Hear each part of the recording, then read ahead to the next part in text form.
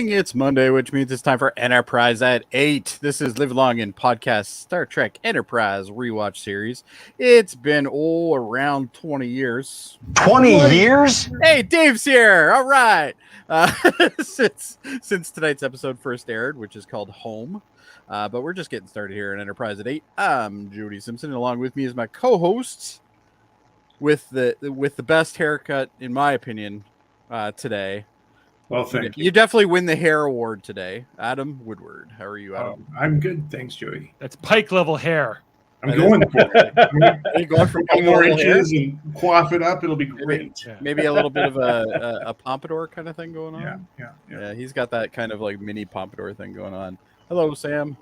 And of course, joining Adam and I is Live Long in Podcast awesome producer, the man who was late by about 5 minutes, which is very odd for him, Dave Mater.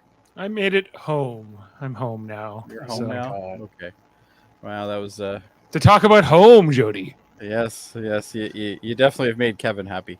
Yeah. And speaking of course, the reference. He likes shiny, happy people, no one exudes this more than Kevin Millard. That's right. I am the happiest, always. Always the happiest. He's known for his happiness. It is world-renowned. World-renowned, yeah. All right. And as I mentioned, tonight's episode is Home. This is the 78th episode. Can you believe we've covered 78 episodes so far, guys? 78? That's like 76 more than I thought Kevin would get through. Yeah, well, this one certainly felt like 78. Yeah, I hear you. This episode is about once Enterprise finally returns to home, the weary crew faces repercussions from their journeys, both positive and negative. So, I told you last week this was not going to be a fun episode. Was I right? You are wrong. Oh, Dave's got a and so is Kevin, I think. Oh, okay. I think you're half wrong. Half wrong. Okay, so we got two I was right, one that was I'm kind of right, but I'm also wrong, and then Dave's like, dude doesn't know what he's talking about, Jody. I think so. Okay. Yes. You think so? Okay. Yeah, we'll talk all about it and figure out if our positions can waver. All right. Well, shall we just get into it then? Let's talk about it. All right. Sooner we pull the Band-Aid off, the better, I guess. All right. All right.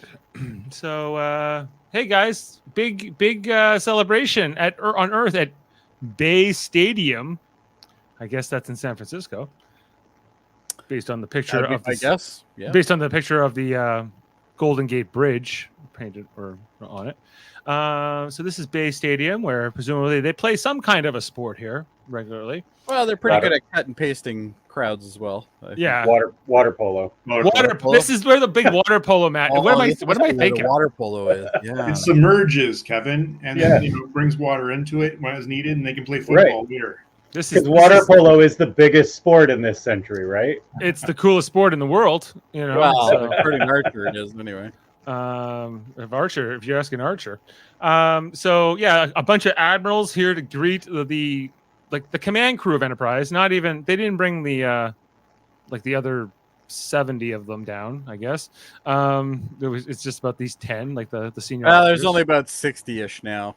60-ish. They lost like 27 people or something. Because only these people are the heroes. The rest of the background workers, like Seth MacFarlane and those other guys. Not a single Mako to be found. Not one Mako. Yeah, not even like whoever was in charge after Hayes died.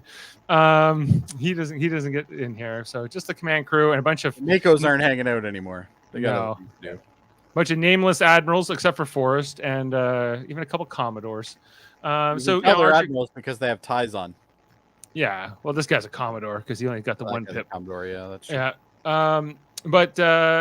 So Richard gives his little speech, saying, they're calling us heroes, but it's really my crew who are the heroes and the people who died. And the speech wasn't terrible. The delivery was awful. The delivery was awful, but the words weren't bad. Yeah, I think that this felt like a fake crowd, really did. Gee, I wonder why. Yeah.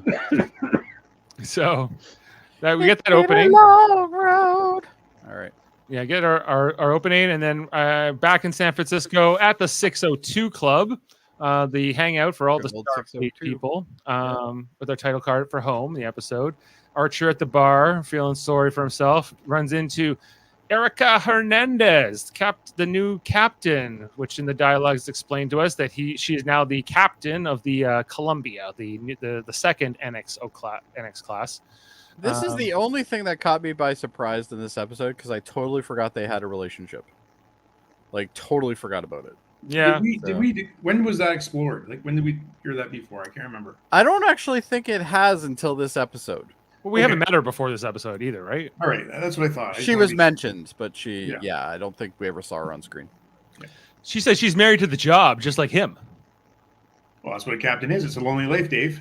A lonely life. Lonely life. So I cannot stand that freaking neon thing behind them. It's really bad placement. Yeah. Because you have the scene that's kind of dark in front, and then you have like this huge neon sign that just takes your eyes away from everything going on in this. It's those colors. Like that's the 80s colors, not 90s Well, or 2000s. That's what they thought the future was going to look like. They thought it was going to be the 80s again. The 2140s were actually like a renaissance for the 80s. For the 80s. It's kind of unexpected. Yeah, so I don't know, a couple looks, and that's kind of like they have this opening scene. I think they say about seeing each other at the briefing or whatever tomorrow. I think that they said that. No, you know what? He was a prick. He goes. She says to him, "Can I get it? Like, what are we going to hear tomorrow?" And he goes, "Well, you're going to be at the briefing. You'll hear it then. Don't want to ruin any surprises." Like, come on, Archer! Right off the bat, I'm already mad at him. Yeah, especially this is a chick who he's been involved with before, because it says later on in the episode, like the reason why, like, you know, he got promoted, so they wanted to like distance themselves from each other for a while, you know, that kind of thing. So it's he was her superior, and so it was conflict of interest. So they broke it off, whenever that was, and then over to Paul on Enterprise, who's packing up. Trip comes to see her. And Trip does the lonely dog thing where he's like, well, gosh darn it, everybody's leaving, but I got nowhere to go because my hometown blew up. They killed my sister in my home and stuff, so I guess I'll just hang out here and eat some crawfish. It'll be fun. Yeah, or you can go hang out with somebody else. Do you not have a cousin you can go see or something? No, they were all in Florida. They were all in that one house. Okay, every single one of them. All right, so they were having a family reunion same day. Big problem. Yeah. All right. So because he has nowhere to go, I think T'Pol extends this invitation, but I think it's also self-serving because I think she wants some backup to go deal with her family in this serious matter, which we find out is she's supposed to get married, and she does, right? She gets married by the end of this episode, right? Like, is that what happened? So nope. No, not yet. They're going into it, but they haven't done it yet. Okay. That's right. Yeah, it kind of cuts just before it finishes. Yeah. It felt like it was happening, but maybe it was like in progress, and it was like a to be. Oh no! We're gonna jump ahead now that you've said that. The mother is gonna stop it. You can tell by the dialogue. I'll show you when we get there. Okay. The mother is gonna stop it. All right. Well, I don't even know the answer. I can't remember what the outcome is anymore. So I know, like, ultimately they don't, like, at least they don't stay together if they do get married. But anyway, so so she agrees to take him over to Columbia, which we see in Space Dock, kind of finishing up its construction. You know, we see a couple of things that they put up on the set. They do like, get rid of the chair. You don't need it. All you're going to do is stand and walk all the time. I laughed out loud at this point when he said, "Get some lumbar support. You're going to be in that chair a lot." Not him. Not you. Everybody else maybe, but not him. Yeah, she's asking him for, I don't know, like they're kind of looking around, and this is just Enterprise's set, but they do a couple change. Like, you'll see more as the season goes on that the Columbia Bridge is going to be made to look a little different from the Enterprise Bridge. Who is who's the actor? The actress, you mean? I don't know. Who plays Hernandez? I'll get it for you. It is Ada Maris. Ada Maris? I don't know how to say her last name. But anyway, that's her. Anyway, and so, but I like this conversation here where he's just, he's like, I see you're putting some pulse cannons, some phase pulse cannons, and 2 torpedo launchers. He's like, you're going to need everything you can get. They tried to tell me not to have weapons. I left Space Dock without even a phase cannon. No, he wanted to leave without the weapons. Right. This is what I did like that they explained why they were so unprepared for any conflict, and it was Archer's fault. Yes. All Archer's Well, fault. later on, he's like, you probably should get a platoon of Makos as well and bring them with you or something. Yeah. He says as well. Yeah, but he talks about this conversation he has with Captain Jeffries, where he told him when they were designing the ship that he didn't want so many weapons. He didn't want to look like a warship going to a first contact, and now he thinks Jeffries was right. You needed those weapons, and more, and I liked that part of even though I think he's kind of talking through his trauma, but he's also kind of right too, right? Because we're like, what are you leaving without a phase cannon for, Archer? Like, well, we also have to remember, like, this is something that Starfleet continues to do. Like, they continue to leave space dock without weapons. This is a very common thing. Sometimes that tractor the beam. B did it. Enterprise B did it. That was just to be like a little cruise around the solar system. Around the solar system, yeah. Anyway, so the original episode Everything was was just gonna them be going there back to Tuesday, Protos, right? yeah, Tuesday. Down on Tuesday. Earth, that we then get the next scene is the briefing scene at Starfleet headquarters, where they're mostly Okay. Where Question. also Archer can't sit down. yes, He gets up. He does get up. he sits for a little bit here, but yeah, he's not. Did He you doesn't guys like think that this scene was like at all like a dream or something? He was like so inappropriate again. Yeah, because they're asking him about the Vulcan crew that had like that Trellium D zombie disease last season, and how come he didn't try to save them? He goes, "There was no point; they were too far gone." Like he's like, "Well, that's your medical opinion?" And Well, and on top of that, he's also like, and then he, what's this guy's name? Saval. Saval, yeah. Saval's like, he's like, well, what about your first officer? She conducted it. No, she's fine. yeah, so he's just asking these questions, but they're kind of jerk questions. And Well, they're dick questions, but they are actually fairly valid questions. Like, you do have to kind of justify what you did there. Like, especially considering one person on your crew got the exact same thing, and she managed to live. I agree. I think that the questions are appropriate, if not kind of rudely phrased, but it's. Well, I think his responses are way worse, though. Like, Yes. Saval's asking questions with no emotion because that's what he is, right? Whereas, Archer's just like, he's acting like a a fucking child half the time. This is where I thought we were back to season 1. I'm so tired of the stomping their feet about the Vulcans. I hate it. Well, I and he hate it. still does it. Yeah. And they haven't done it for a while, and we're right back to it this episode. It drives me crazy. Because they're home. It's our home. That's the episode, Maybe this is the reason why he's going to leave again. He's like, fuck it. Saval's here. I'm leaving. Yeah. So he's given this like little it gets heated, and then all of a sudden Archer like looks at these guys, and I don't know, and I think Forrest, who never tells Archer to do anything, was finally say like, Jonathan, you're out of line. It's like, you tell these guys, you think I still. He's just itching to get out of that chair. You can just feel it. Yeah, you're like, he's gonna jump him any second. There he is. Here he comes. Here he goes. Here he goes. Ah, There he is. And he's out of the chair. coming right at you. I don't need no stinking lumbar support. Honestly, it looked so fake when he got out of the chair. I don't know how you make getting out of a chair look fake, but he did it. I just something about him and chairs. It just So this is what I mean. Same thing I think is like the opening scene where he's giving the speech. Now this scene here, it seems so forced, or poorly acted. Yeah. Right now I'm about, and then this whole confrontation with the ambassador is ridiculous. He has every right to ask these questions. It's his. Yeah. He's asking about his ship that was destroyed.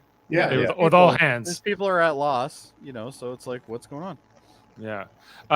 And Forrest has to tell him off a few times. And does Archie just end up walking out of the room? Like, It's like a petulant child. With him being dismissed. Really it would have been awesome. if he had walked out the door, turned around and went, "I'm out here now. It's my call." You can see the star, like what will become the Starfleet symbol here on the wall, yeah. Too, which is kind of neat. Like, I guess it kind of is the Starfleet symbol this time, but it's not as we know it. It's got a little To the side. a little Middle Eastern flair too. With I like that moon crescent too. Yeah. yeah. Anyway, so Forrest is like, I think he might have some issues. He may some. Maybe we should No, go back to that. Go back. No, what he's actually thinking, bear with me here for a second, is what is this guy's problem with chairs? That's what it is. We gave him a chair and he doesn't even use it. Never uses the fucking chairs we give him.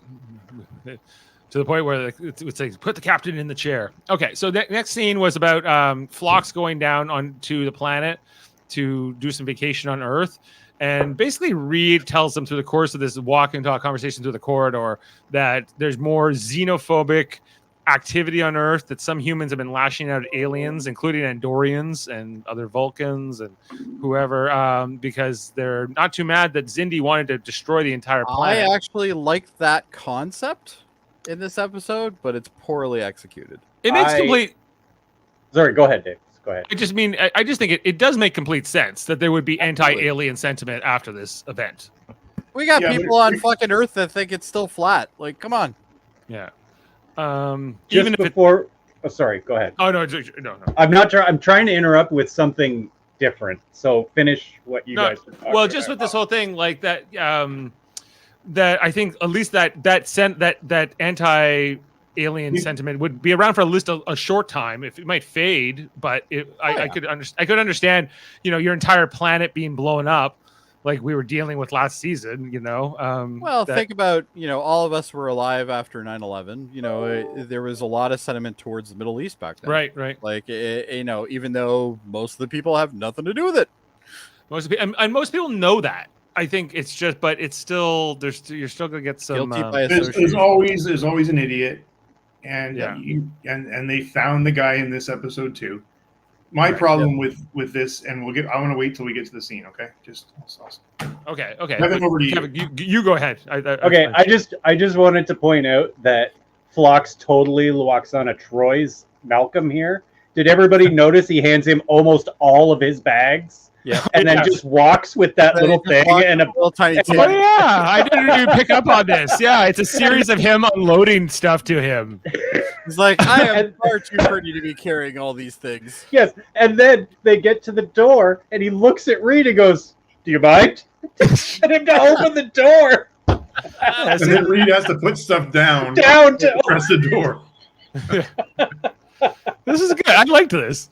Okay. All right. Then we get our first scene of Archer's blow off some steam mountain climbing trip, I guess. He's like Kirk, but he's now, Kirk. The one thing I really have to give them credit for on this whole mountain climbing thing, and there's multiple scenes with him mountain climbing, is it really does look like he is. Like, it doesn't look like it's a green screen or anything like that. I don't know if they just found like a small little thing that he could climb somewhere, but it looks very real. Like it's a real location for sure. But you know how like what was it?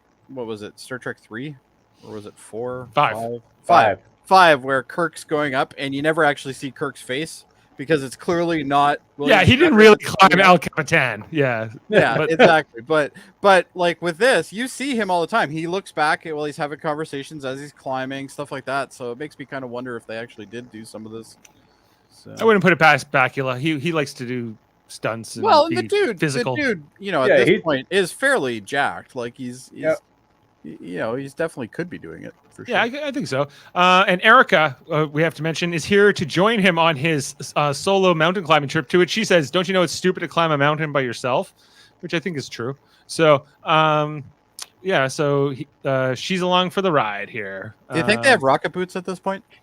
No rocket. You think they had campfires? Row. I bet you they had and marshmallows. We went in a rowboat, as Trip would say. Okay, so yeah, but he gets pregnant when he's in rowboats. I know. Okay, let's speaking of Trip, let's we go to Vulcan. We get this is a great shot. This was very interesting to me. This whole Like, look at this. Vulcan houses. We've never seen this part of Vulcan before. Yeah. Loved it. Bunch of houses. We get a couple shots in the episode. This is one of them. And then T'Pol brings Trip home, almost like she's bringing her boyfriend home. But I think she was expecting to have the house to herself because she's not expecting to run into her. She doesn't think her mother is there. Yeah. Her mother will be there, or is at least not home at that time of day, is not going to be there. I don't know what they were thinking about with the costume here because T'Pol just looks like she's dirty. What do you mean Like, dirty? She's got dust on her, and it just looks like it's like her top. It looks like it's just full of dust. I don't know. No, that's just the dye pattern of the shirt. Weird. It's like a Also- tie dye. Vulcan is hot and dusty. It sure Well, is. that's what I thought. Yeah. Hot and dusty. Actually, I really like her top. I think it's great. At least whatever. But it's not a fashion show. So so anyway, they're going back and forth talking about the sights to see on Vulcan. I think Trip's just kind of happy to be here. Well, and he seems generally interested with the planet. Like he's like, I want to see some of these sites. Does he think that this is a romantic getaway weekend? I don't know. As romantic as Vulcans get, yeah. Yeah, Bring you it. think? Maybe. Bringing him home to mom? Come on. Yeah, you know what he's thinking. Okay, so then mom's there. Okay, what do we think of T'Pol's mother? What's her name? Telez? Telez, I think. Yeah. Yeah. I don't know. She seems like a decent match, I guess. Like I would believe that is T'Pol's mom. She looks like she's about 5 minutes older than T'Pol, but Yeah, True. but that's Vulcans. Vulcan. true. Yeah. True. I think she plays the motherly role very well as a Vulcan. Yes. Yeah, no, it works. It works. And that actress, I'm almost positive, has been in Star Trek before. This is Joanna Cassidy. Who has she ever been in those? I don't think so. She tried to become the captain of Voyager. Actually, she was in the running. Really? Okay. You will. I think you'll know this reference. She's perhaps best known for her role. Here, let me get a good shot of her. Where is she? Yeah, here she is. Sorry, she's perhaps best known in her role as Dolores in the film Who Framed Roger Rabbit. Oh, that's my where I know her God. from. All right. She was Eddie Valiant's girlfriend. Yeah. She worked at the bar thing. Yeah, okay. She is also known for playing the role of Zora in the acclaimed 1982 science fiction film Blade Runner. Zora. Oh, the one that had the snake on her. Yeah, okay. Oh, she was the snake girl. Oh, okay, cool. Yeah. She was killed in the first 20 minutes. Yeah, she was. I didn't even know her name. Yeah. And I've But seen that movie there a was something in billion her times. voice that was familiar, and it's totally the Who Framed Roger Rabbit. Like that's The where I rabbit go- one is the She Yeah. had long hair in that, but yeah. Yeah. okay. And I studied it. Yeah, she was I great. knew at she it. was familiar. Yep. And then there's kind of like this, talk. We find out, I guess, I don't know if we knew this already, that T'Pol's dad, I guess, has passed away. He's not around anymore, but I think it was mentioned in another episode, but yeah. it was kind of glossed over. But in this, this next scene is, I guess Trip goes off to unpack or something. So it's just mother-daughter here, and she brings in the letter from her fiance, whatever his name is. No, the dork guy that shows up. Yeah. okay. Yeah, the Voss. dork. Cost? Voss. No, Voss. Voss. Or is it Voss? Voss. Is it Whatever. Koss or Voss? Yeah, that guy. I think it's Cost. Yeah. Yeah. K-O-S-S. And the other thing we learn in this scene too is that her mom is no longer teaching at the university or whatever. She's retired or something from teaching. I think her mom even says to her, "Not everything's about your profession. Sometimes there's family and duty and marrying some dude. Named Well, Cost." and her dad arranged the marriage, right? Her dad. Yeah. So I guess they're trying to. I think that's also a factor here, is that she's trying to sort of honor that. Maybe the memory of their dad. I don't know, but or her dad. But anyway, so their conversation is tense, and then we cut back over to the mountain climbing with Hernandez and Archer. It's just a lot. It's just a lot of shots of them actually doing the climbing, which I agree look pretty real. For the most part. And they kind of talk here and there, but it's mostly just montage. That looks real. Whether that's a stuntman or not, I can't be sure. Yeah, like but- these shots here, like you know, obviously they can play with perspective. Like this might only be like 10 feet high, like Right. the way that they've done the perspective. But I like the fact that it's very authentic. Like, which is usually when you see stuff like this in film, you know, for obvious reasons, they don't actually have people doing it. They have like stuntmen, and you never see their face and shit. But like they have full conversations while they're climbing. Yeah, that's definitely Bakula there. Yeah. Do you see the paw print of the mountain lion or whatever? Yeah, mountain lion. He said, yeah. At one point, I guess another threat out here in the mountain. Just like it's like a metaphor for exploring space, guys. You know. Okay. So, Great. I think. Then we have then we go back to Dave Vulcan. can't even make this episode good. Then we go back to Vulcan, and T'Pol's mom is ringing the chimes at like 4 a.m. or whatever it is. You know, it's pretty early. Gotta get Trip up. Paul, So again- wakes Trip up, yeah. Do you think Paul might have told him before waking him at 4 o'clock that he has to get up at 4 o'clock to make breakfast? Yeah, you'd think this is something she should probably mention before he That goes would to be bed. logical. Yeah. Yeah. She Don't mentions wake me the up human. and say I got to make breakfast. Tell me the night Not before. only that, like what's the trip time between Earth and Vulcan? Oh, like, it's gotta this guy's be... they're spacefaring people. They can figure that out. But I just find it. Well, what I'm saying is, like, maybe he didn't have a lot of sleep to begin with, and on top of Oh, that, you're probably. waking the guy up at like 4 a.m. Yeah. I I see. lay awake all night waiting for T'Pol to join him. Sometimes Probably. the trip between Earth and Vulcan takes like 5 minutes, and sometimes it takes like hours. It's very inconsistent, but Yeah. but I like how that the bedspread has Vulcan writing all over it. It's a nice touch. No, I didn't notice that. Yeah, I wonder what it says. It is logical to use this blanket to keep you warm. at That's night. probably what it says. On Yeah. It too. It says it in that voice too. Yes, it is logical. It will lead to punitive spiritualism if you do not. Oh, Vulcans. Are they fun? And then there's Vulcan breakfast next. At the Yeah, scene. so I guess it's tradition that the guests actually prepare breakfast. All right. Another thing she didn't mention to him. Yeah, I guess the tradition not to tell them too. I guess. Yeah. So you don't want to break with tradition. So this conversation was tense. I remember. Yes. I'm trying to, and Trip was just trying to eat. Chip's just like, I just got to eat. Yeah. All this vegetarian diet on Vulcan. Um, Trip's like, this is awkward. There's a lot of awkward, a lot of looks. Eventually, T'Pol just starts chewing on this twig thing. I think, yeah, Vulcans eat with their hands. They don't use utensils, right? not normally. No, other way around. It's interesting that her mother didn't say anything about her grabbing food. Well, we know that sometimes they'll touch their food because in Strange New Worlds there was like those Vulcan hors d'oeuvres that Pike made, and the guy did pick those up, but they are hardly traditional, and the twist is too twisty or whatever. Salty. And they perhaps have added salt. Oh my god, I know I have that clip somewhere. Where is it when I need it? Vulcan speech, Vulcan, on Pelia. It's hard to keep going, guys. Oh, now I'm waiting for you. Well, you kind of have the pictures. Dave. Awkward Dave silence. Oh man. Give us the next picture and we talk about it. Yeah, on the spot. I don't know what's happening. That doesn't help. Well, they're talking about her having to marry Koss and Yes. do her duty, right?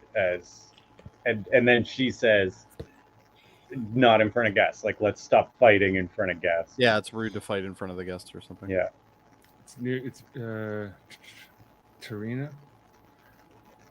Oh, that's Nobody good. cares anymore, Dave. Yeah.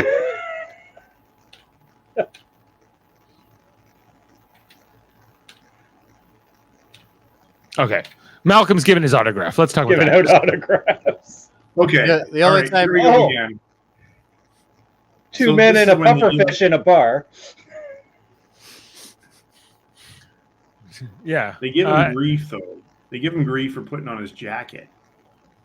And Oh, he's yeah, like, well, because this is how I get people to see me. that's the only way he can get a date. Let's face it. Like, he's not getting one on Enterprise. That's for damn sure. You know So- what? You're right, Dave. He's only got X amount of time on the planet. He's got to get the best. He's got to soak it up, shortly you we know. can get. By being the creepiest guy possible. Always. This guy gets laid less than Jody LaForge. Like it's just brutal. All right. Do you want to talk about the jerk? Not really. I'm surprised Malcolm doesn't ask if you want more Coco no-nos. He would say, "Stop telling people where we are. Stop telling aliens where to find us and where to kill us." I Well, thought you would have come. Yeah, stop telling me. I mean, but This guy, I didn't buy this guy. I didn't buy his anger. No, No. I didn't buy it at all. no. This stupid goober. Like, no. it was kind of passive aggressive. Yeah. It wasn't. It was. yeah, maybe you'd like a nice drink at the Vulcan compound. It's about 10 blocks away. Whatever. Just get out of here. Yeah, it's almost like they're like, oh, we forgot to cast this. Okay, well, this guy who's running microphones from one end to the other, you can be the bad guy today. Like, it's just, yeah. The puff up thing was quite interesting, though. Right. Yeah, So eventually, silly. this fight breaks out. I think, does Reed throw the first punch? Yeah, I think so. Oh, probably. Reed's got. No, he enough does help. not. He does not throw the front. He He ducks. Oh no, yeah. he ducks it and then he hits him. Yeah. He ducks, and Phlox is appalled, and then he does his pufferfish thing, which I guess is some kind of a. I don't know why this guy wouldn't just punch him in his puffy face. Like, I don't understand Well, at this point, at everybody's all. just kind of like, oh my god, he could puff his face up like that. Yeah, but they You know- stopped the fight because of it. It didn't make any sense. No Yeah. sense at all. Like, hey, these guys hate aliens. Let's be more alien. Like, Like, why can't we have a proper bar fight and then, like, fucking, Archer gets a call while he's on the mountain that says, you got to come bail out half your damn command staff because they got into a bar fight. Like that would have been more entertaining. But Yeah, this would've was. we got I was. puffer flock here. Yeah. So again, one of these Earth scenes, like, it's just not believable. The acting is terrible. This is a terrible episode. I told you guys it was going to be. No. Yeah. All right. Well, I don't. I'm still not convinced. Okay. Hold on here. I'm not saying the whole Vulcan thing is not bad. I like the Vulcan's storyline, and I think Erica and Archer, it's about to change now. Like, Is it okay? But just the how everyone gets, even like Reed and Mayweather look weird about it, and I'm like, why? yeah, like, come on. Well, they they've just probably spent never 20 years seen with it. this guy. Like, it's so stupid. Yeah, I thought it was a weird kind of a moment. And they've I seen think- more aliens than probably most humans on Earth, and they shouldn't be looking like, whoa. It was Three Stooges level writing. It was Yes. awful. I agree. Then there's a scene back on Vulcan, just between Vulcan or Yeah, Paul's mom. and Trip's fixing stuff for her. Trip is fixing stuff. She's putting him to work. And they're talking. But I about- think this is important for the character building between these two because, like, she sees the fact that he's handy and stuff like that. So I think now she's starting to think, oh well, this guy is kind of cool. I don't need to go back to work. He can She's just really. fix it. She starts to like him. Yeah, for sure. But just then, what's his name? Whoa. Kaz. Costs. Kaz shows up, and there's a conversation outside in this front yard thing, I guess, between Kaz and T'Pol. And he, initially he seems like an okay guy. Like, he seems pretty calm, but Seems like a He dink. seems a little awkward to me, but yeah. Yeah, seems like a dink to me. yeah. And he was like, "Well, you can only have to marry me for a year, and then you can go do whatever, or stay with me for a year of marriage, and then you can go back and be in Starfleet or whatever. I want you to be happy." She's like, but she doesn't want to marry him. But then but he does want to marry her, I think, and he's like, well, Well, my dad. I'm trying to figure out if they're trying to portray him in a way where he doesn't actually agree with it either. Because I No. got a bit of the impression like he's doing it for the same reasons that she's going to end up doing it, which is essentially because they say so. I got the vibe that I don't get any he vibe that he's interested in her. At I all. get the vibe he's interested, and that's why I think he throws out this thing with his dad. My dad can get your mom her position back, and because she was forced to retire. They would otherwise they would have threw her out or terminated her. I felt that he's a real traditionalist and he wants this to happen. And Oh, okay. Well, maybe. But this revelation seems to be enough to make her want to do this. Like, my mom has to be a teacher again. I guess I'll marry you. Yeah. It was a bit of a weak motivation from my point of view. Me too. And I feel like I've seen that a lot. Like that whole, like I like the stuff on Vulcan, but I also feel like I've seen that story that's been beaten to death. Yeah. The like, I have to do this for my family and I have to do this for my culture. Like it's just. Well, and I think we had an but episode even the of- mother set that up too by saying, don't on Earth. I heard you guys, do what you want after you leave home. Yeah. And this isn't the first time T'Pol's gone home either, because I think this came up previously, did it not? There was a letter. It was like a letter, not in this more personal way that like in like with a mother talking to her directly. It was more like her secondhand explaining this to people. Oh, that's right. Yeah. Okay. Yeah. And since I found the clip about the salt. I made traditional Tev Mel for the occasion. Oh. These are delicious. But one could hardly call them traditional. That is true. They have diverged from tradition a bit. The twist is far too elaborate. The halak is not fresh. And it seems to be salted. I did not realize. I can't decide if that clip was more boring or this episode. I love that clip. It's so funny. Definitely this episode. You got to appreciate the humor of Vulcans. Like they're so stuck up and so wound up that they can't get past themselves. Much like a lot of people in real life. Anyway, so I think we're back to the mountain climbing between Archer and Hernandez. They're setting up camp for the night. Settling down. Drinking big swigs of water. Yeah, boo to all of this. Boo. Boo earns? I Okay. don't like it. All right. And then more there's a scene after that with T'Pol and her mom, I guess talking about getting married. Oh, and she confronts her. You didn't retire. You were forced to retire or whatever. I like the line here where she says it's very difficult to meditate when you're staring at me. Yeah. Right. And their conversation. A better line, a good line for T'Pol there would be, though, well, a true Vulcan wouldn't have such difficulty. Yeah, it would be. They have deviated from tradition a bit. This is a very odd screenshot. I was just like, did T'Pol get upset in the scene?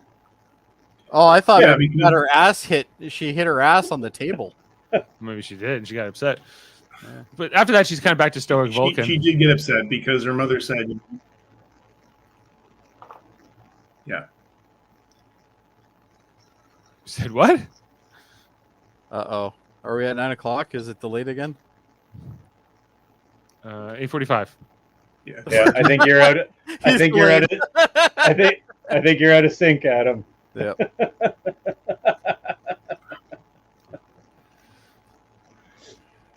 Anyway.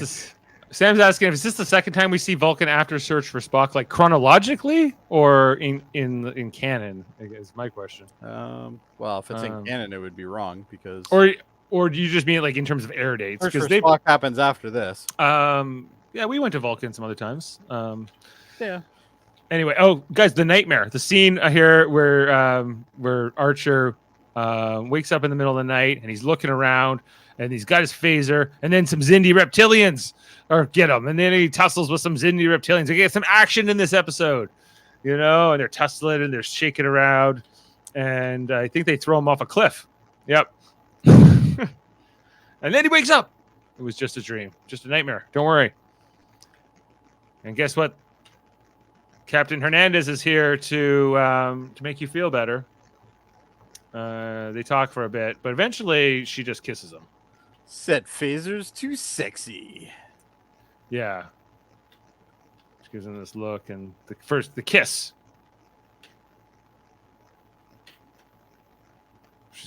She feels bad for this wounded puppy. I don't know if your significant other is like having nightmares. I don't think your first instinct is to, like, make out with them. You should try it. Maybe. I'll probably have 2 black eyes by the end of it. Next time Candace wakes up screaming, go, come here. I'll give you a kiss. Come here, we'll give you some loving. All right, so back to Vulcan and back to your question, Sam. Is this the first? I know that this is what 2004 or so, 2005. So they didn't go to Vulcan too much in Next Gen, and not to the surface too. I don't think too many times. No, I don't think there was any surface things. I think it was all like inside. Yeah, so this is one of the only times, and definitely one of the times we get to see it like really wide like this. Yeah. I mean, original series, obviously they went to Vulcan. They were on Vulcan also in Star Trek 4 at the beginning. Yeah. So a little bit after Star Trek 3, and oh yeah, that's right, because they're on. They grabbed the bounty from there, right? And I feel like Tuvok and maybe some holodeck simulations maybe was on Vulcan a couple times here and there, or in some flashbacks. So during Voyager's run, but not a ton. So never in Deep Space Nine. Never in Deep Space Nine. No, I don't remember any episode. They mentioned Vulcan, but that's it. Yeah. So yeah, we see these big statues that they have on the planet. I guess this is where the lava is, and there's eruptions all the time. This planet sucks. Like, who would want to go here? It's so dry and lava. I guess it's kind of nice to look. I'm just waiting for one of them to say, "I have the edge. I am above," or whatever it was in Attack of the Clones. Oh, it looks like it kind of has that look. That Attack of the Clones. I have the high ground, Anakin. Oh, you think it's like that's Revenge of the Sith? Yeah, Revenge of the Sith. You're right. When Mustafar. Yeah. So I guess her and Trip were just taking in the sights. Yeah, Trip's doing like the full tourist thing here. Yeah, these look like vacation shirts. And basically he confronts her about going through with the wedding. She tells him that she's going through with the wedding, and he's kind of confronting her and saying, "You don't even like this guy." And he's very confused, and that she feels like she has to do this for her family and her tradition and whatever. And so he's not too happy about it because they had all the massage therapy. Remember all their massage therapy in the quarters, and then they had sex too. Anyway. Once. That was we know of. Research that we know of. Yes, that we know of. Yeah.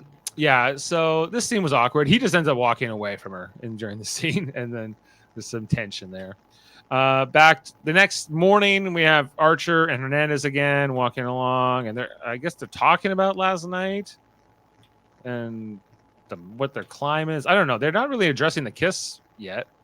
But all of a sudden, they start to. But they have a history, right? Then he kisses her, and then we get the backstory that they were involved, and then he broke it off because he outranked her, but that's not the case anymore. So all good. And then over to Enterprise, we got Hoshi is finally in this episode. And that's not true. She was standing with all the other ones at the beginning. She was standing at the beginning, but like in all my screenshots, she's off camera. She's always she's just out of frame all the time, but you do see her briefly. This is the first time she speaks in the episode for sure. Yes. And so basically they were planning to go to some Chinese restaurant, her and Phlox on Earth, and he doesn't want to do it anymore because of what happened in the bar. And she kind of confronts him, about confronting bigotry and all those things, and not letting them control, and seems to get them. Did it have to be a Chinese food? Why not? Yeah. It was like a famous one. Wasn't it like Madame Chang's or something like that? Or I don't know. There's Adam. She's not Chinese. No. I think technically she's Hawaiian? In real life or in the show? No, in the show. In the show, she's Korean. Korean. Oh, okay. No, Japanese. She's Korean in real life. So yes. Anyway, then over to Earth, and then we get take 2 of this hearing. I guess this is after the mountain climbing and the smooching. This is day 2. Yeah. Yeah. Nothing like some smooching on a mountain to make you pretty calm for the next debriefing, and so the thing kind of wraps up, and then Archer, I don't know, he says something to Forrest. Well, he ends up saying to Saval, like, I apologize for my actions, kind of thing, which is something that would rarely happen with Archer. He says, I love when because Archer says, I was out of line, and Saval just goes, you were. Yeah, and that's a it. fact. I know that. That's not a matter of opinion.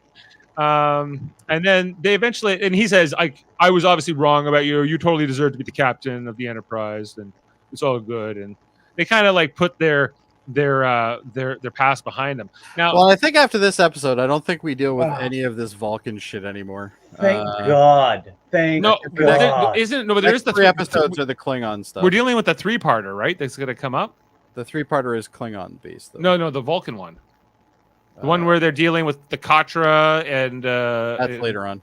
But it's this season. Yeah, it is a season. Yeah, Yeah. but it's later on. Yeah. But I mean the whole like Archer hating Vulcans thing. Yeah, I know that part. I think like we're kind of moved past that part now. And I feel like they did need to do this scene because the last time we saw Soval was season 2. And that was when he's like, you can't go into the Expanse. You can't stop this. You'll never stop these Xindi, blah, blah, blah. And then he did. So it's almost like I feel like they have moved past it, but they needed to sort of wrap up this storyline. Yeah. And this Wednesday, I'm doing a villains summit. We're ranking all the Star Trek villains with me and Davan.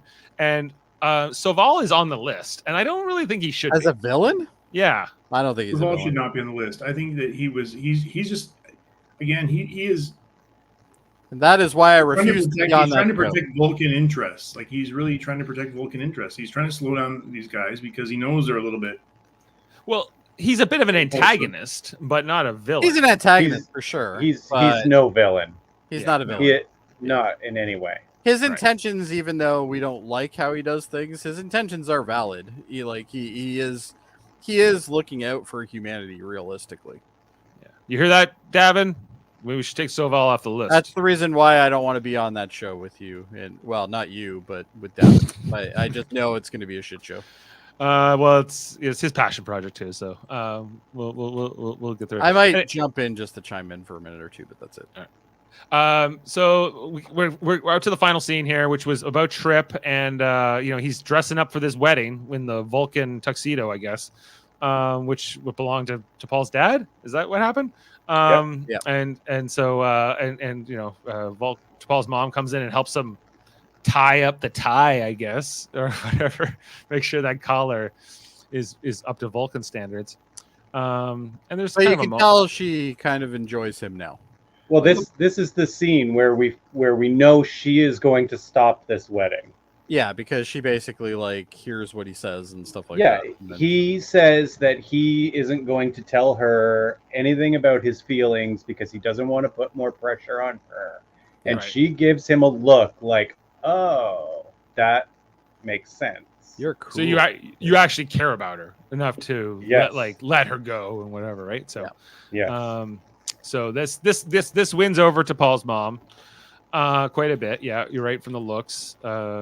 And I think eventually we head out to the ceremony with the groom here. I believe goober is the word we use. Goober. Yeah. Cost the goober. We got to Paul in her wedding dress, which seemed nice, I guess. She looked great. She looked yeah. fantastic. Yeah, looking good in the purple. And then she kind of gives an embrace here to Trip, and Trip. Well, she kisses Trip on the cheek, so Oh, that's not very Vulcan of her. very odd. And then they start the ceremony, and that was like, I guess the wedding is happening. All right, they're putting the fingers together. This is how Vulcans kiss. Normally just 2 fingers. And then we kind of just slowly pan into Trip here as the episode ends, and his look as he's looking down and kind of doesn't know what to do, and that's the episode. Good. Can you go back? Oh, okay. Can you actually bring that back up for a second? Go back one, right there. That thing in the background there, it looks like a Dalek. It looks like one of those. It looks like a warp coil casing. That Terminate. yeah. It kind of looks. But I bet you that is a reuse of some other thing. Well, they had. maybe that'll be in Fun Facts. I think. Speaking of which, Fun Fun Facts with Adam. Hopefully Okay, not. am on I in the- real time right now? Are you Right guys now, ready? you are in real time. Yes. Perfect. Okay. Yes. All right, guys. So let's start off with it. It's finally stated in this episode that the planet Vulcan is 16 light years away from Earth. Author James Blish once placed Vulcan in orbit around the star Eridani, a part of the star constellation Eridanus, which subsequently was adopted by Gene Roddenberry. If there were a planet which has yet to be found, it would indeed, like Vulcan, be unusually sunny and 16 light years from Earth. So it's possible, guys, but we haven't found it yet. So how long would it have taken for Trip to get there? Well, it depends how fast you're going, right? If you're going They warp can only 1, do it would warp- take you 16 years. Yeah, but they only have what, warp 5 now?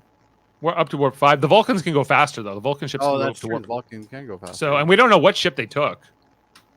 True. Well, I'm guessing a Vulcan ship. Yeah.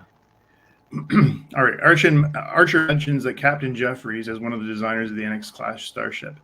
This is reference to Walter M. Jeffries, one of the designers of the original Enterprise, NCC 1701 from Star Trek 1966, after whom the Jeffrey tubes of all Star Trek series were named. Jeffrey's tubes. That's where Jeff always podcasts from the Jeffrey's tube. That's what he calls his command center. Yep. Command center. Okay, while Archer and Hernandez are rock climbing, Archer points out a star in the evening sky, around which orbits the first Class M planet for his crew visited.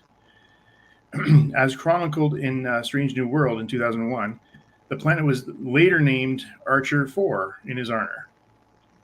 So that planet will become Archer. Yeah. They keep talking about all the high schools named after him. That was kind of fun. Yeah. Despite Archer's skepticism, a colony would later indeed be established on the planet, just as Hernandez suggested, with a thriving population of 700 million by 2268. And that was referenced in yesterday's Enterprise in 1990 and in Mirror Darkly Part 2 in 2005. There you go. Can't wait for that episode. So that's This the- episode marks the first and only time that Phlox popped up his face like a blowfish. This is a defense mechanism, and that is instinctive to Denoblians. A little fun thing. Yeah. This episode is very similar to Family in 1990. Both episodes with the crew's family and or personal relationships explore the repercussions of a recent traumatic event. But you know what? Way less mud wrestling, though. Next Gen did it so much better. Okay, so in the next gen story, it's just the Picard and Worf stories, right? It's just going Yes. between the two. Yeah, but we only had 2 stories here too, really. Yeah, you're right. We only really had kind of 3 with the Phlox thing. Was that a story, really? Kinda. More like an event. Yeah. Yeah. Okay, while rock climbing, Captain Hernandez tells Archer that her former high school will be renamed after him, and that there are 2 or 3 other 3 dozen so named in North America alone. She also says that she doesn't think Zephram Cochrane has as many named after him. Many decades later, during events of the First Contact, Jody reveals that he went to Zephram Cochrane High School. That's right. Yeah. Yeah, you have to name high schools after people. That's the thing. Yeah. T'Pol threatens to declare that Khalifi, when her informs he intends to go on through the prearranged marriage. Koss responds by suggesting T'Pol's human friend, Trip Tucker, might make a suitable challenger. In a mock time, if you remember, guys, 1967, T'Pring, a Vulcan woman betrothed to Spock, does declare the Khalifi with Spock's human friend, James T. Kirk, as a challenger. That's not logical. A human wouldn't be able to compete in the Caliphate on Vulcan. It's too hot, too dry.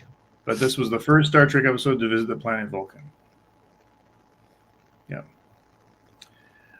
Guest star Joanna Cassidy, Teles, mother of T'Pol, plays Scott Bakula's mother on NCIS in 2014. Oh, that's interesting. Mm-hmm. The episode features both first appearances of the planet Vulcan on Enterprise as the first glimpse of the Vulcan cities of the live-action Trek. I thought that was cool. Yeah, it was good. As I mentioned earlier, Joanna Cassidy plays Teles in this episode, originally auditioned to play Captain Janeway. She might have been an interesting Janeway. She was a Janeway contender? Okay. Yeah. At the beginning of the wedding ceremony, the official repeats the language used by T'Pau in a mock time. Oh, that's trivia. That is what this episode was missing, the music. Yeah, and the fight with those like The Lirpas. Lirpas, yeah. Yeah. Koss was previously mentioned but not seen in seasons 1 Breaking the Ice. Archer reveals that 27 crew members died in The Expanse. Man, they lost a third of the crew. Yeah. But they did Oh, add yeah, but they 10 lost a Makos. third of their ship, too. Yeah.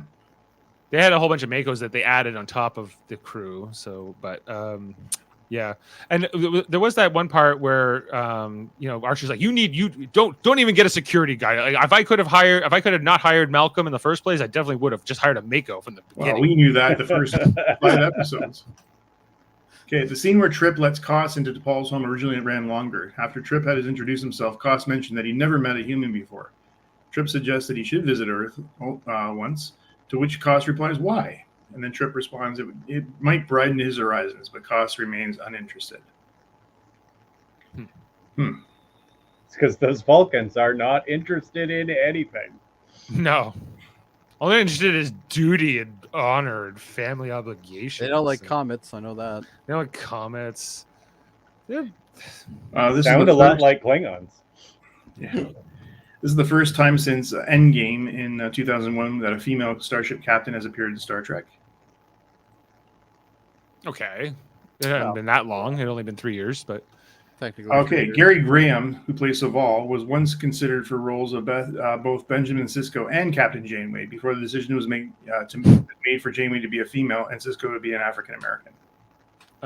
Yeah, he would have been terrible for both. Yeah, I don't think either one. He plays a decent enough Vulcan, but he's pretty stiff. Like, I don't think he would have the range for like a lead. And then I'll leave you with this. An additional ending was originally scripted after T'Pol's and Koss's wedding. Captain Archer was to visit his father, Henry Archer's grave, apologizing that he hasn't been there for a while. He mentioned that he and his crew had been hailed as heroes, but confesses that he could never have saved Earth without Henry's warp engine. Duh. What about Archer's mom? laments- Where's Archer's mom? Does he not care? He's never talked to his mother. She didn't do things. He didn't invent a warp engine. All she invented was grilled cheese. Leave him be. Yeah. Archer laments that his father is no longer around to enjoy all the travels he had made, and then places several rocks on the gravestone that he brought from all those new worlds. The scene was never shot due to budget and time limitations. And it sucked, I'm sure. That doesn't sound good at all. That doesn't sound like fun. Yeah. All right. Was that Captain Archer, one more. Captain Archer can be briefly seen wearing a deep red T-shirt. This could be viewed as a subtle nod to the command colors worn in Next Gen. Particularly relevant in this series as cast members from this from that show star in later episodes of this season. I don't know. That's a bit of a stretch. That this T-shirt we can't is see a it. nod to the Next Gen. I don't buy it. No, it's By not even either. the same. It's not It's even not the same red. shade of red. Yeah. No. It could be, but it's probably not. All right. It could be his water polo team colors. We don't know. Could be his water polo team. Yes, that's right. Okay. Well. I would need a yellow hat for that. So guys, we're gonna rate this episode called Home. Let's break that down. I'm gonna hide behind this thing. Okay, Jody, what's your score? I don't even want to discuss it anymore. No, it wasn't terrible, but it wasn't good. I'm gonna do 5, I guess. Yeah, I don't even know if that's gonna stay. I don't know. We'll see. Adam? 6 again. 7. Kevin? 2. I hate it. All right. 2, I hate it. There you go. It's and for 2 good scenes in the whole thing. Sam says 6.5. All right. So averaging a 5. Okay. Not great, guys. Season 4 is not going great, and It's not a good start. Davin promised us this was the best ever. So The next episode, which I happen to have, where is it now? Awakening, is that what the next one is? No, Borderland is the next one. Borderland. Yeah. Borderland. Archer needs the help of a criminal to prevent a war with the Klingons. Okay. But don't we have to resolve this whole wedding story? Ah, fuck it. Who cares? I'm pretty sure, unless I have the order wrong. Give me 1 second. I'll double check that. Just to be safe. The next episode is Borderland. You're right. Okay. And so this is the start of the whole thing with Soong. Yes. That starts now. That starts next. Yep. Oh wow. Okay. I thought Yeah, it came this later. is the Augments. The Augments arc. The Augments arc. Yep, which is a 3-episode arc, I believe. So it just so that the wedding had to have gone through, Must have. right? But she's going back to Enterprise. Like nothing's happened. Yeah, I know. I just like If she got married at the end of that, and that's the end of the episode, this episode is now a 0. Because if they don't revisit that at all, fuck that. Like, Well, what the let's wait fuck? to see what happens next week, Kevin, before you get all upset. But I know. I think he's right. I think that she's married now. After all that, if she's married, fuck it. That was useless. That was a waste of time. I'm gonna agree. If that happens, I'm taking my mark down next week. I think you should already. All right. So next episode is the beginning of a 3-parter, which they all have their own names. It's not like part 1, part 2, part 3. We're gonna get it's a 3-episode like story. Borderland, Cold Station 12, and the Augments. This is a to be continued. So should we watch all 3 and then talk about all 3?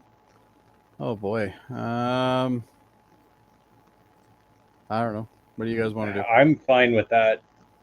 Do all or 3? not. Like, doesn't matter. Yeah, let's do it. Let's get all 3 out of the way. All 3, because it's kind of one big story. It's kind of like It is one big story, and we have Brent Spiner showing up on the show, which is nice. Yeah. Playing, of course, one of the billion many Soongs Soongs, that he plays. Another one? I can't wait to thought- see him in oh. season 3 of Strange New Worlds. I'm sure he's going to be there for something. Another soon. Another Soong. Well, Yeah, there's so many. But to be clear, this is also 20 years ago. So this was before we had. This is before he even added more Soongs. This is only the beginning of the Soongification. I guess I'm watching the Soongs out of order. It's true. It's true. Yeah. Actually, I like his portrayal is pretty good. Actually, at the time, I thought his portrayal was really interesting because it was a little bit like lore, but not quite. He's got a bit of lore in him, but he is different. Yeah, he's this other Alright, Soong. cool. So, all right. Well, we'll do all 3 then. Yeah, we'll do all 3. All right. And Wow, we're gonna definitely finish before that DS9 podcast finishes. Yeah, well, we're gonna knock 3 out for at once. sure. Oh yeah, For sure. Like, there's no way they can catch us now. Well, then, Unless so we does that stop. mean we're gonna do Mirror Darkly to like both episodes? Oh, together? we're Yeah. definitely doing Mirror Darkly both episodes. Of the Yeah, show. anything that's And put aside 2 hours because we're gonna talk the hell out of that one. I love that episode. You know what, Jody? I think you think there's more to talk about than there really is. Because No, there's not much to talk about in that episode, but it's fantastic. I love it. that's good. I agree. and then we have a 3-parter after that. We have This season is all like 2 and 3-parters. So you're telling us that we're going to be done by October? we'll be Fantastic. easily We might be- okay.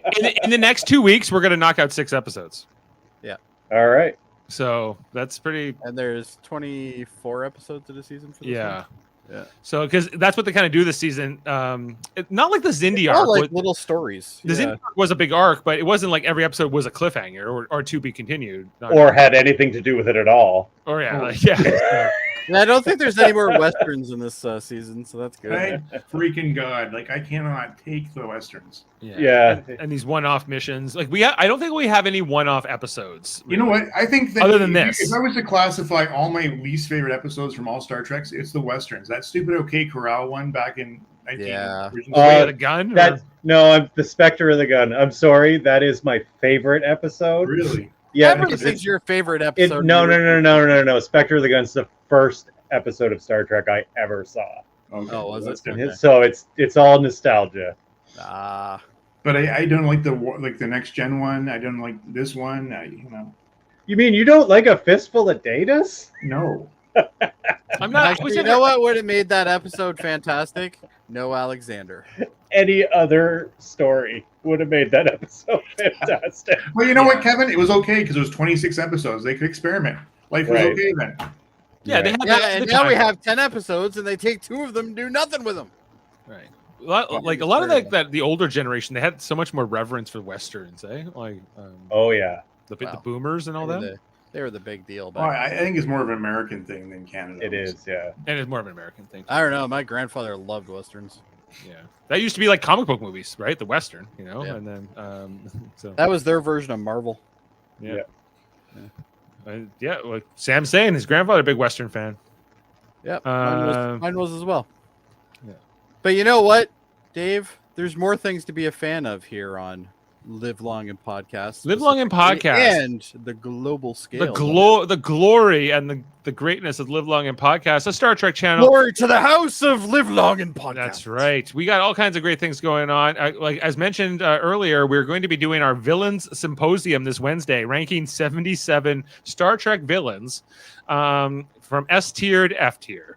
Apparently, they're not all villains, though.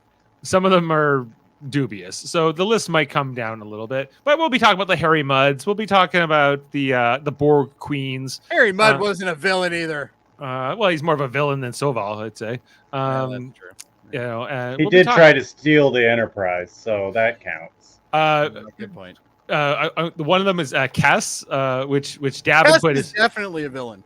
but he put old Kess. I'm like, it's just Kess, Davan. No, Just- Kess it's- is a villain. No, he's like, it's old Kess, not young Kess. She single-handed almost killed that show. All right. So, Definitely a villain. are you doing we're doing some of the big Klingons. Yeah, like we're doing the Duras. We're doing Well, almost every Klingon. the Duras. Lursa. Yeah, Yeah, Lursa. Lursa and B'Etor. I feel like Lursa and B'Etor we should just be ranking together instead of separately, but whatever. Yes, we should You be. know. Oh, they go together. You can't take them. I don't I think feel they've like ever we should- had an we should- episode where they're separate. Yeah, they're never They've always separate. been together. They're never not on screen together. So They're like it's, joint at the hip, those two. yeah, I think we might have to glue those two together for this purpose. And so yeah, so we're doing like lots of different characters, lots of antagonists, even one-off guys from episodes, and like of course all the big movie villains as well. So check out that this Wednesday. I'll be on with Davan to talk about that. And then we have no new Star Trek this week. We got a few more weeks until Star Trek Lower Decks comes out. But if you're still watching Star Trek Strange New Worlds, we covered all of those episodes recently. And before that, what was it before? Gorn, Dave. It's the It's Gorn. the Gorn. It's the Gorn. You So also if have Prodigy coming still, don't you?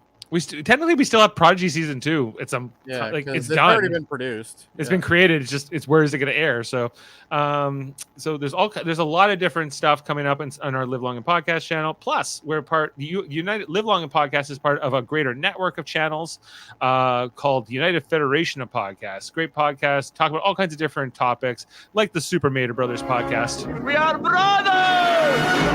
Right now, covering season 25 of Big Brother USA. That's what we're doing right now. And we talk about Big Brother Canada. We talk about Survivor. We just recently talked about Marvel. We'd like to talk about the new Marvel stuff that comes out, like Secret Invasion. You want to hear what we thought of that? Check that out on the Super Mario. I'll save you a whole bunch of time. It was garbage. Yeah, pretty much. Okay, and then the X-Rated channel, X-Men the Anime Review Show with Davan and Andre comes out Tuesdays, where they go through all of those classic episodes from that cartoon, and plus they'll be talking about the new ones in the near future, and they interview people from the cast, the creators, the producers, all kinds of interesting characters. Check out that podcast. Andre, the co-host of that podcast, also has the Graphic Histories podcast, where he interviews people from entertainment, comic books, movies, television, different facets. And Hold Up is a movie podcast every second Wednesday. Adam just went through this experience, talking about 3 movies and a theme. His theme was prehistoric movies. 3 hours long. That was a 3-hour tour.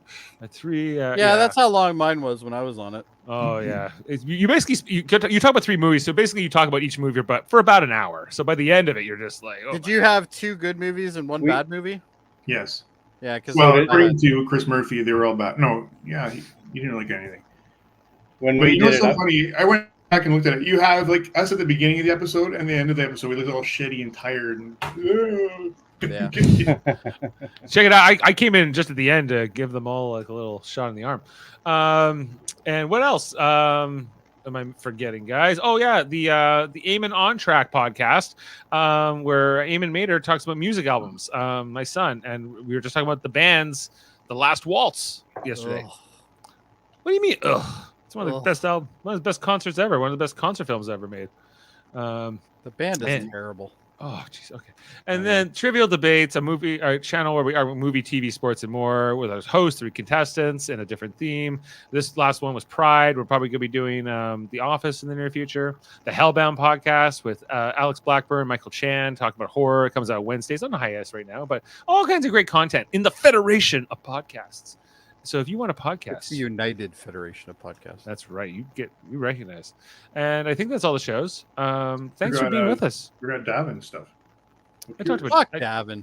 I talked about X-Rated. I talked about Hold Up. No, he's got a. I don't know if we have a thing for it, but he has a. Somebody famous on. Wrote a book or something. Oh, coming on here. Yeah, we're going to be First interviewing Contact or something. It's called.